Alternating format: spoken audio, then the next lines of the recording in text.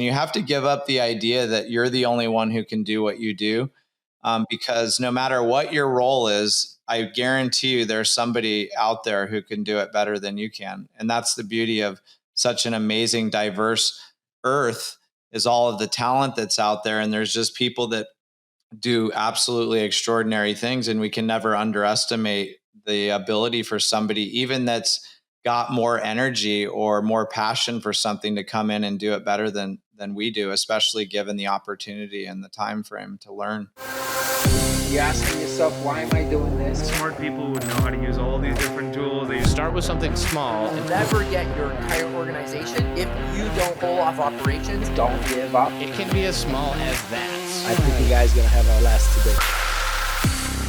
What is going on, everybody? Welcome to the Delegate That podcast, where we discuss the art and science of delegation, business management, and leadership. This is your host, Adam Labar, and today I am stoked to have a good conversation with a friend of mine, Mike McCarthy, who has got a world of experience in all sorts of things, delegation, management, leadership.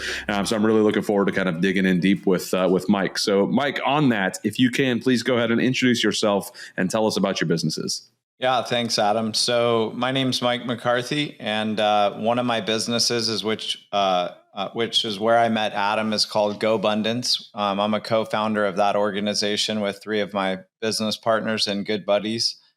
I also am the regional operating partner for the Keller Williams Greater Pennsylvania region, and that encompasses all of the Keller Williams offices and agents within the Pennsylvania, New Jersey, and Delaware regions. And that's a business that I built for the first half of my career with my dad, and for the second half of my career with him retired. And he got to see it thrive, and I got to watch a company go from 20,000 agents to almost 200,000 agents, and see how a system scales and see how business is done, but also do it with a legacy component, being able to be my father's business partner. And, now he's actually deceased. So carrying on his legacy, not only in Keller Williams, but in other businesses. My main focus is actually on my own family office. It's a pretty modest family office, just a couple of employees. They help me to manage my affairs and my investments, and I try to keep a good eye on that stuff and do a great job with estate planning, which has been a full-time job as of late, as I'm making some changes and making some estate plan maneuvers, which I've actually got a call on later today, so it's top of mind. But that is something that I spend a lot of time on and consider a business as well, because I want it to be able to sustain even if I'm not around here, to make the decisions for the business. Awesome. And not to go too deep necessarily on that part right now, but I would imagine that became very much super important. You mentioned your dad's now deceased, which was semi-recent. I would imagine the estate planning and all that became very, very necessary, and realizing that this is an actual business that people need to pay attention to throughout that process.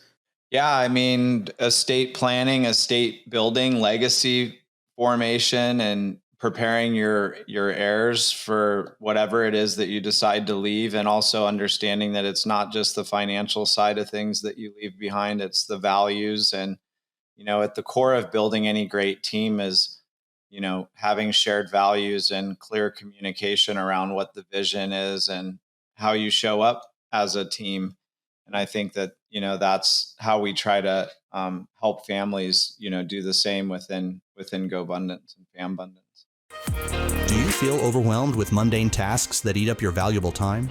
It's time to reclaim your schedule and focus on what truly matters. Get your time back with elite remote talent without the time zone hassle. Delegate $10 an hour tasks to focus on your $1,000 an hour tasks. Schedule your free strategy call at wisevas.io. So, I mean, I'm really interested. I mean, you're going from 20,000 agents to 200,000 in the Keller Williams PA region. So I'm very curious how your thoughts are, like your experience in that drastic of a growth stretch. How long of a period was that you went from 20,000 to 200,000? Because that's a lot of growth. So that would have been the North American as a whole. Just to be clear, my territory, we went from 2,000 to 10,000 agents, basically. That's still a massive amount. Yes. And really, when I first started with my dad, it was, I mean, he founded the region and there were 0 agents. So it started there. When I first started working with him, there was actually more like 600 agents, I think. And then very quickly we were at 2000, but there was a huge wave of growth that was about to hit right as I started working with and selling Keller Williams franchises. But it was pretty amazing because at first it was just me doing it with my dad. And then, it was just me doing it with one assistant. So it was a very small team and we were, very effective at finding top agents and convincing them that Keller Williams would help change their financial future and help transform their lives personally along the way. And we delivered on that promise enough times to where we built a substantial, business with 10,000 agents. But the perspective of watching a company or even a region grow at that level is just how there's really just a groundswell of like people that love the company and what it's doing. And that's what's driving the growth. And it's all set on the foundation of a very well thought out system that is highly competitive.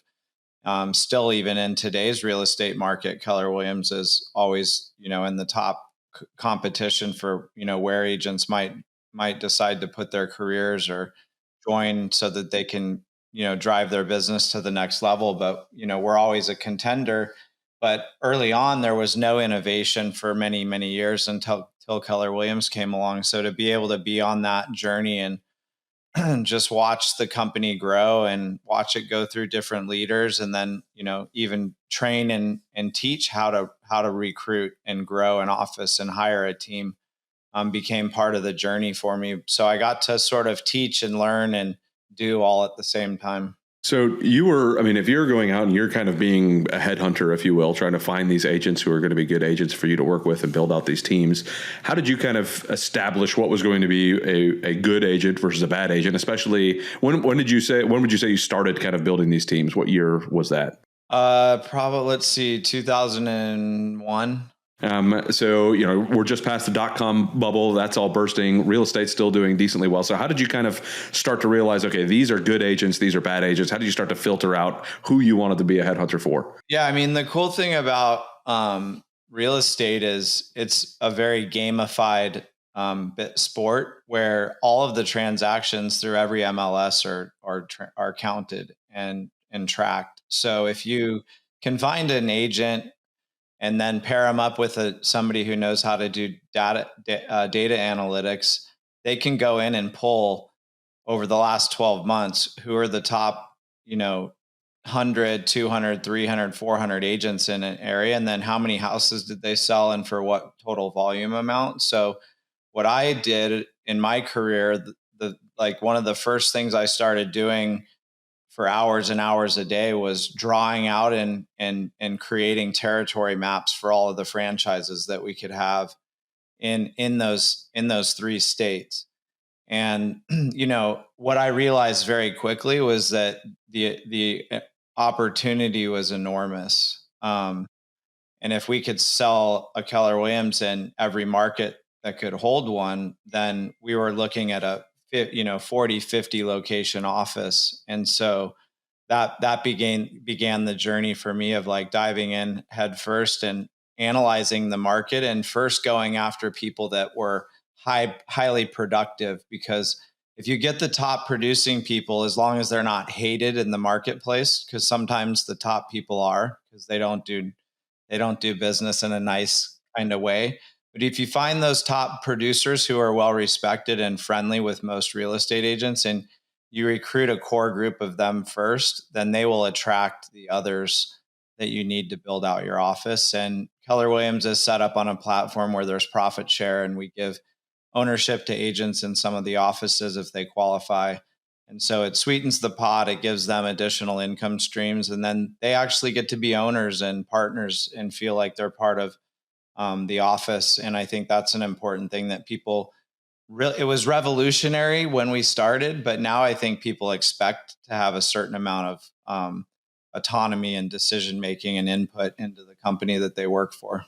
So you borderline mentioned like doing due diligence on the people that you were hiring, right? And knowing that they were well respected and all that. How did you kind of go about building a structure of that due diligence to know that, obviously you already talked about how they're a top performer. You're able to look that up on the MLS and the data that they're able to sell. But then to follow up with, okay, these guys have the personality that we need. These guys have the ethos that we need, and they're well respected. Like, that had to be a lot of work to kind of dig into that.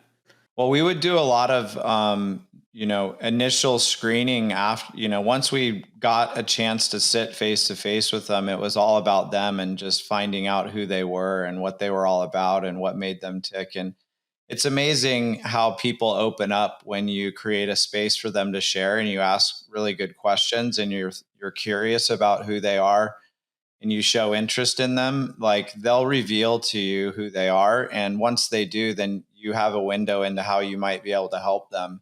And oftentimes at Keller Williams, we had a solution I could offer them that would solve whatever their problem is. So whether it was a training solution or a leadership or accountability solution, coaching, whatever it might be, a model of how to do it and classes to go to study others on how they're doing it, a community to join. But whatever it was that they were after, I would make sure that I was recruiting them to what they wanted and not to what I wanted.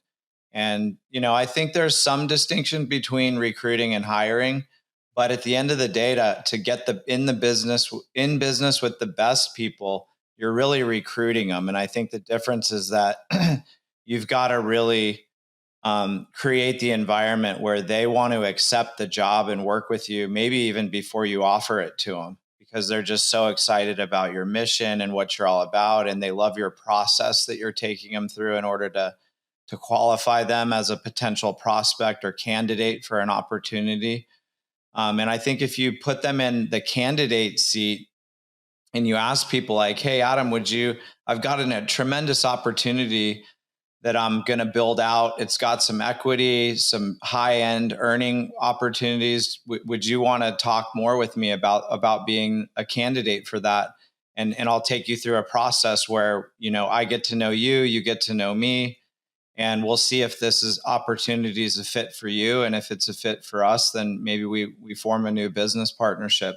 Do you want to move forward in that process? And so now they're opting into like a process where you're going to dance a little bit and make a decision. And your job is to be so interested in them in that process that they want to come work for you, that they're like, holy, nobody's ever asked me questions like this. Nobody's ever mapped out my 5-year vision, because we do that in the interview process. No one's ever asked me my life story and gone through my high point moments throughout my life chronologically since I graduated high school. Like, when's the last time anyone got to brag about 10 things they did since high school, right? And you give them the chance to do it and you get a window into their soul. And what's beautiful is everyone's story is awesome. Like, at the end of the day, human beings are amazing. And so you show that level of interest, but at some point along the line, they need to pick up the idea. One, you mean business, you have a process.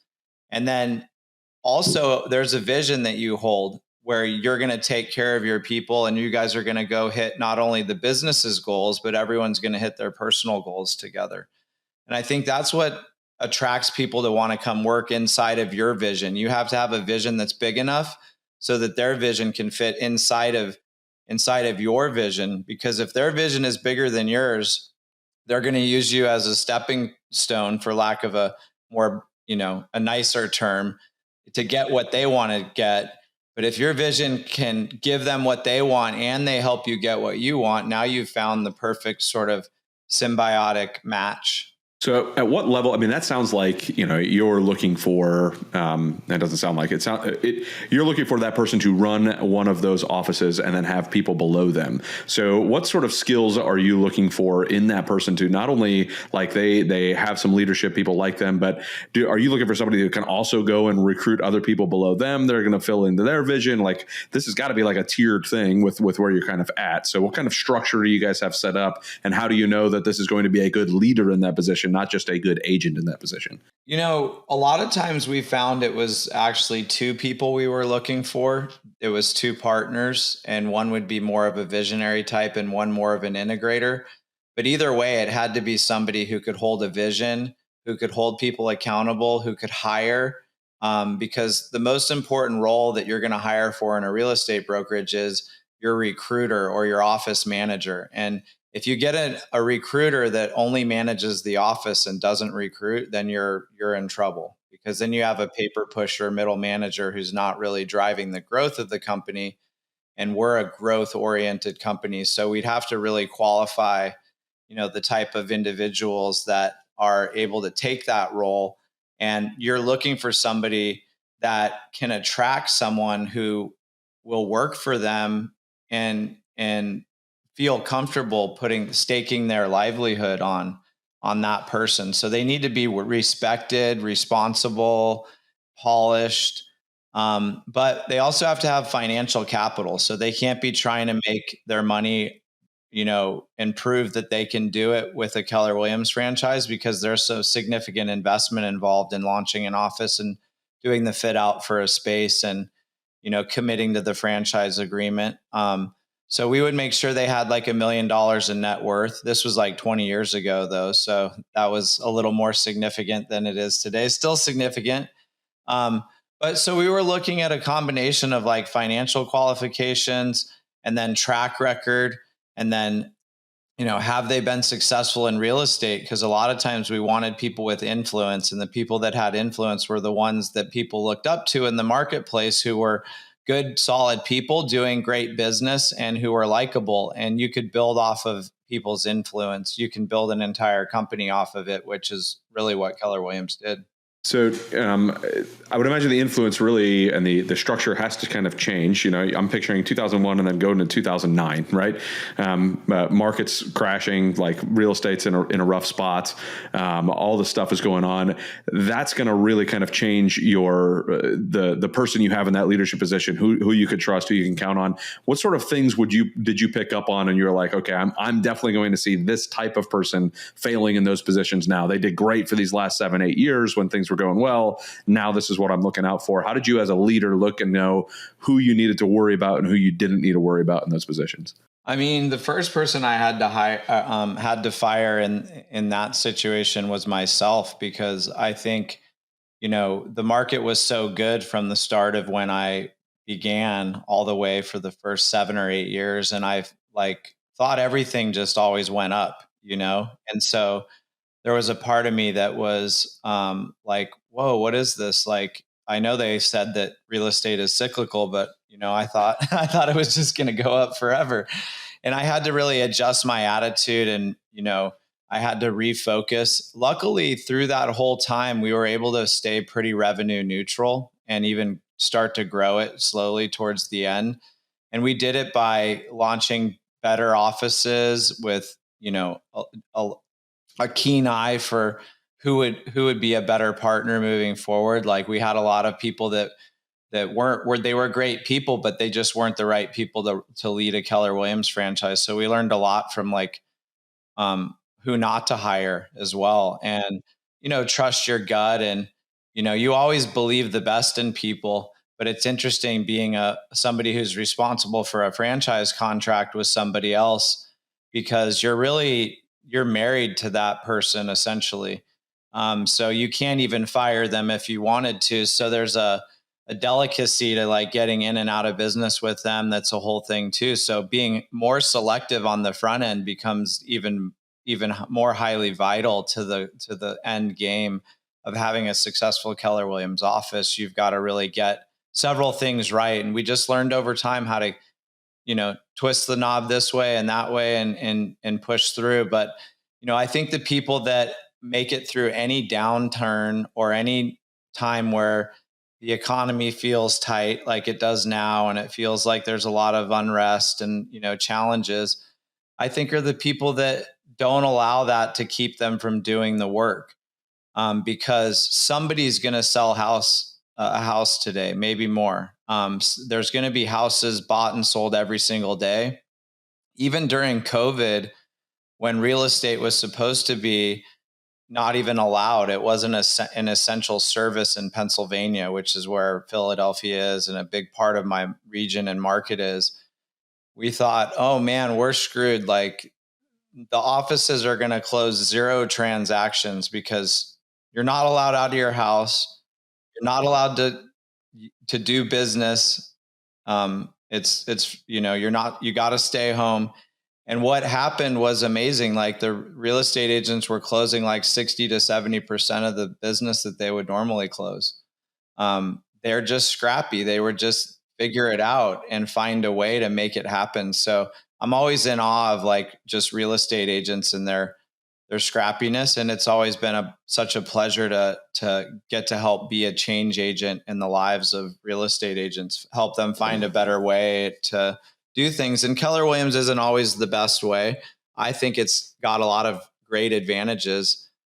So I don't claim that there aren't other great real estate companies out there, but we have a unique way of helping people transform. And, you get to experience part of what really rubbed off on David and I through Keller Williams inside of GoBundance, because, a lot of the things that we do in GoBundance relate back to things we learned being educational, personal development junkies inside of Keller Williams, which was a great place to grow up as a human being and learn how to be resilient when times are not going well. You've got to double down on your skills and learning and hiring and investing in yourself. And a lot of people, want to use what's happening out there as the excuse to kind of not do the things they need to do. So I want to go into some of the mistakes that you've made in hiring and managing, kind of learning a little bit from, the best wisdom is learned from other people's mistakes, not my own. So if I can kind of steal some of your mistakes, like when you were sitting in the hiring seat and you're talking to these people, what are some of the biggest mistakes you made and how did you adjust them as your career moved on to make sure you didn't continue down those bad paths? I think, obviously there's a couple of mistakes where I hired a friend to work with me as like an assistant. And that was like an early on mistake, like in my early 20s. And, I did that a couple different times and it just didn't work out. I think that you really have to establish a professional relationship in order to get the best out of people before you can open up the doorway to a friendship. And sometimes if you try to go the other direction and you go from friendship to personal or to professional, it's sometimes hard to ever reclaim that leadership or that ability to lead because they're looking at you more as their friend. And it doesn't mean you can't be a great leader for your friends or that it can't work. In some instances, it works great. People become partners and find their way together. But for me, it never worked. I needed to find somebody who was fully qualified for that job that was coming not directly from my friend personal network. And then, that leads me to my second, probably biggest mistake that I made was when I was finally going to step out of the regional director's role for the first time. Actually, I guess I don't know which time it was. I decided to hire an individual to be the regional director and really take over the operations, the sales, the leadership meetings, everything. And what I failed to do was really pay attention to what he was telling me about track record, because he had a track record of everywhere he had gone, his boss was the problem or his coach was the problem, or he didn't get his shot because someone else screwed him out of it. And what I didn't realize is that I was about to become his next problem. So, and for 2 years, he positioned himself between me and Keller Williams and then the franchisees, and, really just made himself the savior. And we were the devils because we wanted so much growth and we were unreasonable. And really, we wanted growth because we wanted to see everyone thrive and to profit and to lean into abundance. But, he felt the pressure to grow the offices, which he wasn't doing. And so he turned it into a, situation where he harmed my reputation and Keller Williams' reputation a bit. And then even my dad's reputation was was thrown into that mix. In the end, though, we got out of business with him. He proceeded to then get into business with some of the individual franchisees, promising them results like he had promised me. And then when he wasn't able to get those results, they realized like, oh, actually, he's the problem. And so it took about a year for them to all come around and be like, okay, let's reset now. My bad. I hired that person. It's on me. I brought him into our world. He screwed me over. I tried to warn you. He then screwed you guys over. We all know what, we all know it's, it wasn't the whole region. It was just a handful of offices, but still it was enough impact to where, people will reveal their true character. And again, not even to say that he's a bad guy. He did what he needed to do to try to survive and fight, fight for his family. But what I did in that situation is I reached out to my professional network and I asked for referrals for this position instead of going personal and trying to do what, never had worked, and just tried to go to my professional network. And someone I really trusted sended me a name, and he was an amazing interviewer. Everyone loved him. Everyone that I introduced him to that were franchisees loved him.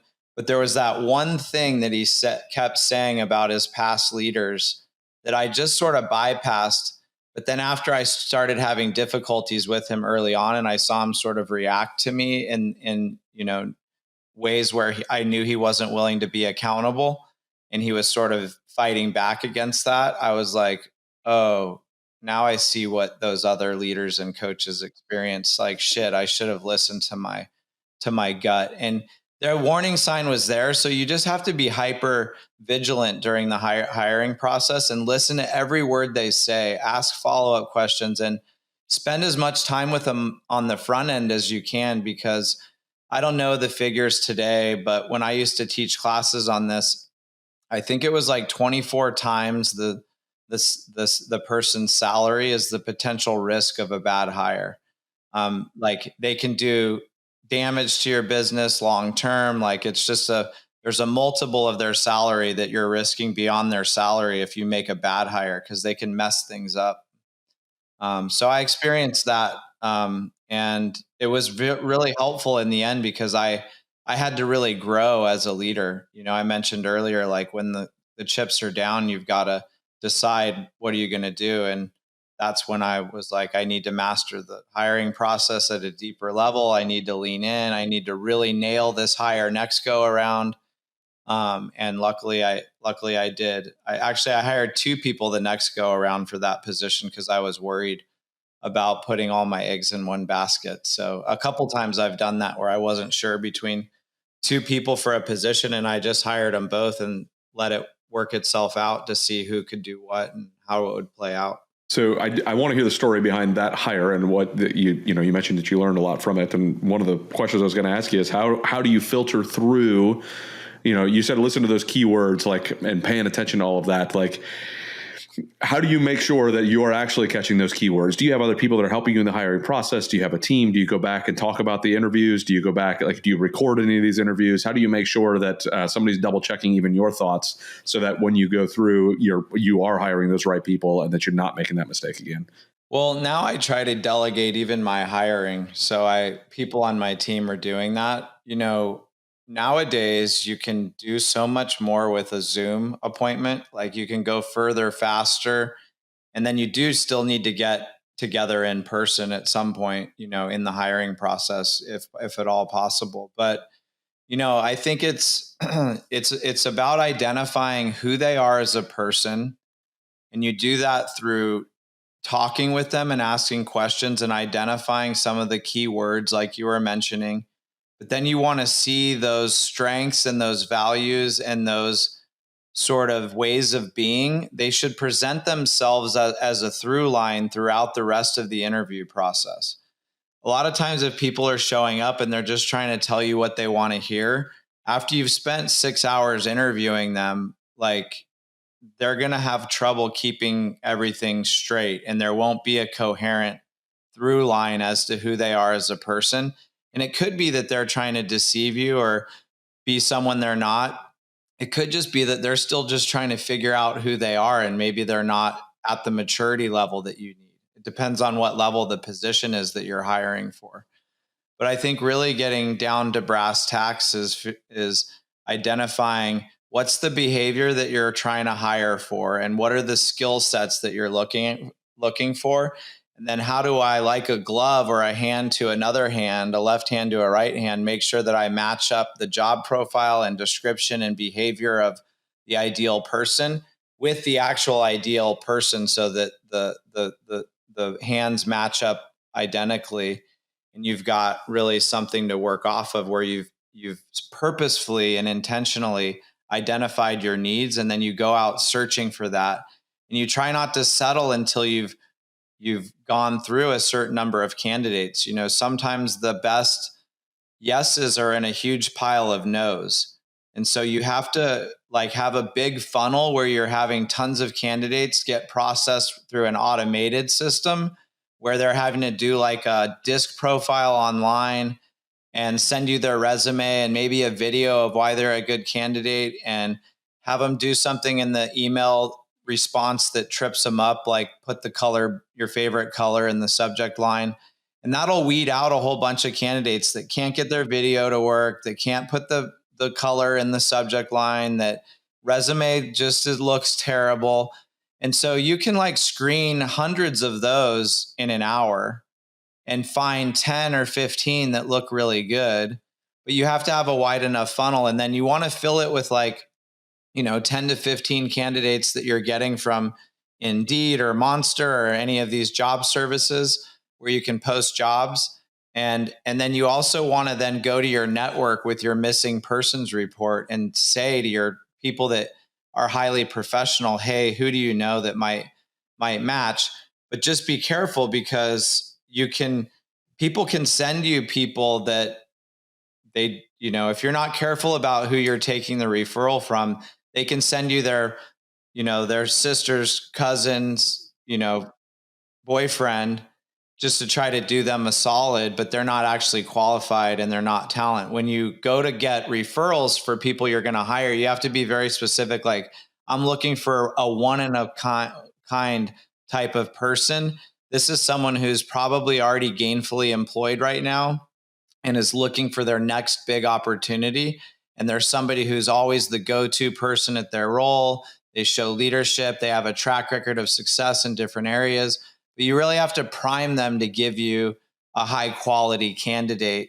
But you want to fill your funnel with both people outside your circle and inside your professional circle, and then vet all of those candidates through a very thorough screening process that includes behavioral analysis and discovering their personal story and what's their future vision, and then even doing some expectations about how they work with people and how do they win with people and how do people lose with them, and what are their expectations around how an employer treats them and shows up for them.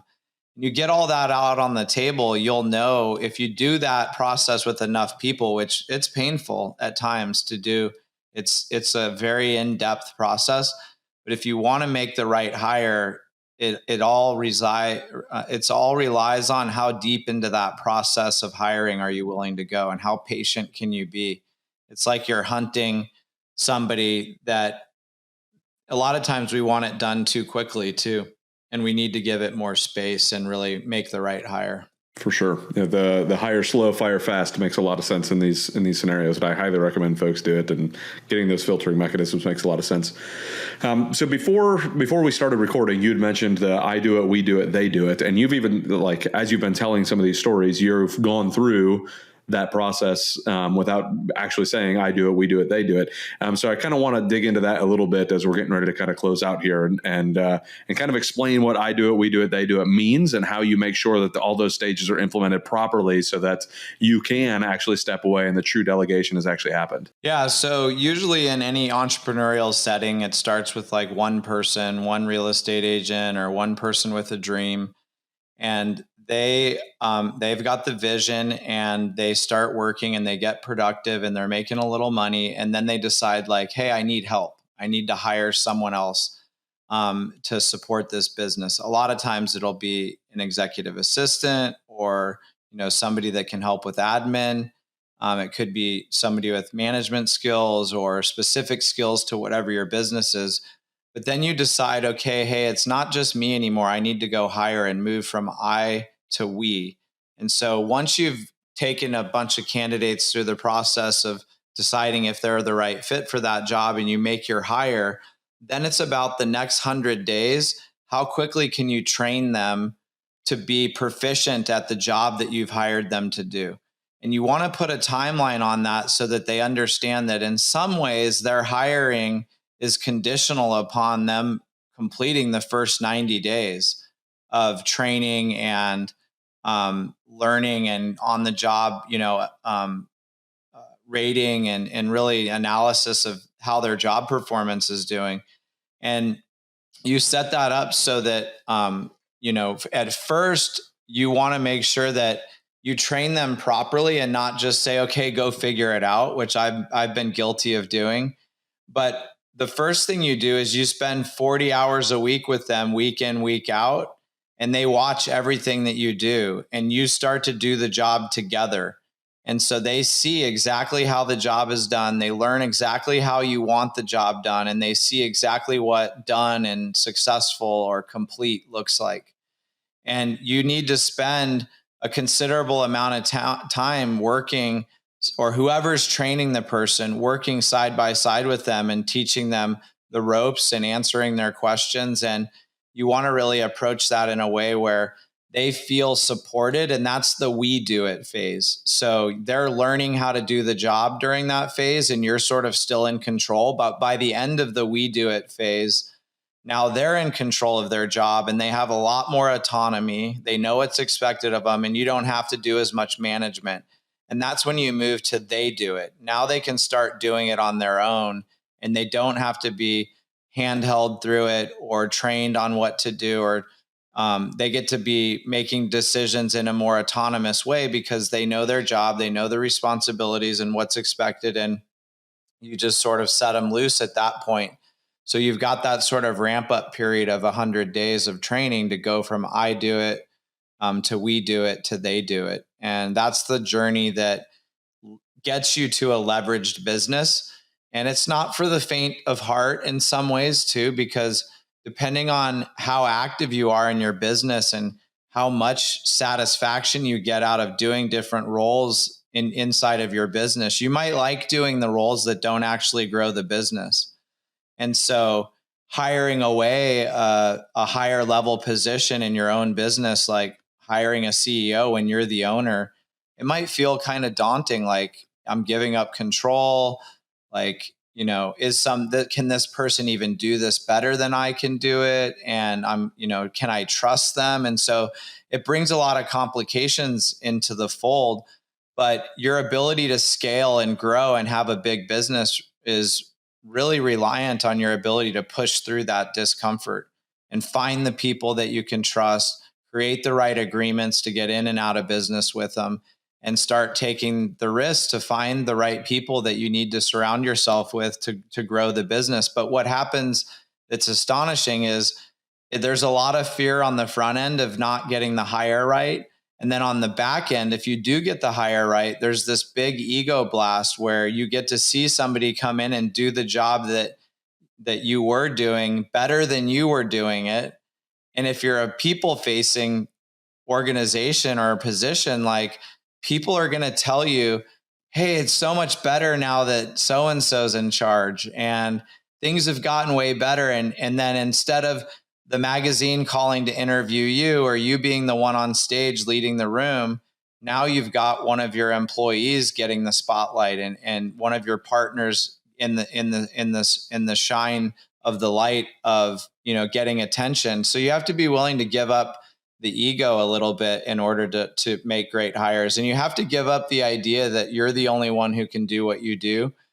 Because no matter what your role is, I guarantee you there's somebody out there who can do it better than you can. And that's the beauty of such an amazing, diverse earth, is all of the talent that's out there. And there's just people that do absolutely extraordinary things. And we can never underestimate the ability for somebody, even that's got more energy or more passion for something, to come in and do it better than than we do, especially given the opportunity and the time frame to learn. For sure. And being able to let go of that ego to be able to let them do that and hire those people that are better than you so that it's better for the growth of the company is by far the best route to go. Like I would love to hire nothing but people who are smarter and better than me in every position, because that just means that I was wiser in my chess moves and making sure that we're moving this in the right direction and just let the ego go. But man, is that difficult sometimes. So, hey, Mike, is there anything that you definitely wanted to cover, anything that popped up while we were having this conversation that you said, hey, I really want to mention this, or I want to talk about this before we start to wrap it up here? No, I mean, not really. I think it's leverage is huge. It's something that I think everyone should get ambitiously lazy around, which is a term that my mentor, David Osborne, taught me. And that's basically just be super diligent about surrounding yourself with the right people and doing only what you do best, and allowing yourself the time and space to do the other things that you want to do in life with your sort of free time. And so, I think the more important it is to you to have freedom and to have autonomy over your decisions, then the more you're going to lean into learning how to leverage and hire, because it's the true pathway to freedom is to be able to get in business with the right people. And you can do anything with the right team. And accomplish any goal. It's a definite who, not how world, and trying to figure out just knowing the right person. And that's even, becoming a commodity or a democratized commodity now because of AI, where even the answers are out there. We just have to ask. So find the solution to get in business with great people and create the life that you want to live, and do it through helping other people build their lives and find a place to meet their goals within your team and working for you. I love it. Well, Mike, it's been absolutely awesome digging in a little bit on, or digging in a lot. Well, I've got 3 pages of notes over here on some great tips on hiring and making sure I get myself out of the daggum way from time to time. And I love the ambitiously lazy topic as well. But Mike, if folks are listening to this and they want to reach out to you and learn more about what you have going on, maybe they're in your region and they're like, man, I'd love to learn more about Keller Williams and work for somebody like Mike. What's the best way for folks to reach out to you? Yeah, I mean, you can hit me up on Instagram. Go Mike McCarthy is my handle, or reach out to me via my website, which is gomikemccarthy.com. And then if you have any questions on GoBundance or FamBundance, you can reach us at GoBundance and FamBundance.com and check out what we offer through our masterminds. But yeah, I'm happy to connect with anybody who this message resonates with.